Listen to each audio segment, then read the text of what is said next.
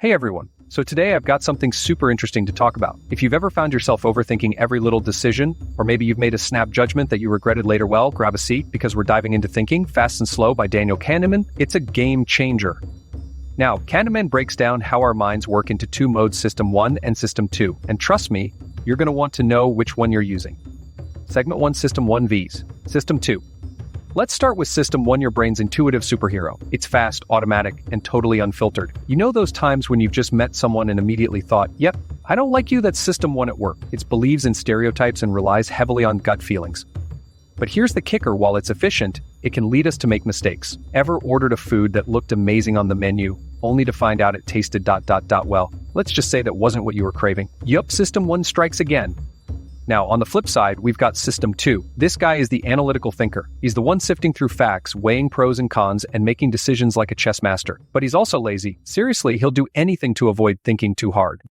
Segment 2, bridging the two systems.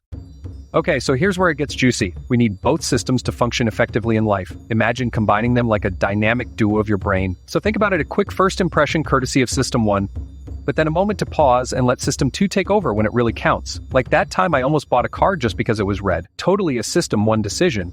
But then I made myself get educated on the model's reviews. Thank goodness. Segment 3, real-life applications pitfalls. So let's talk about real life. We face choices every day that require both systems. Ever heard the phrase, go with your gut? While there's value to that, a lot of our daily choices can lead us astray if we neglect the slow thinking part.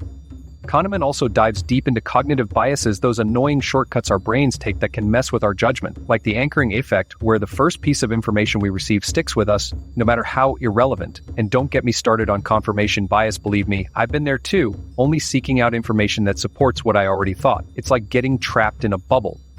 Segment 4, closing thoughts takeaway. So what's the takeaway here?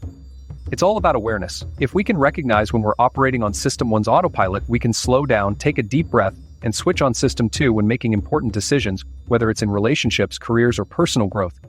I mean, the world can be a chaotic place, and we're constantly bombarded with choices. But by understanding how our minds work, we gain a superpower. Remember, it's not just about thinking fast, it's also about knowing when to slow down.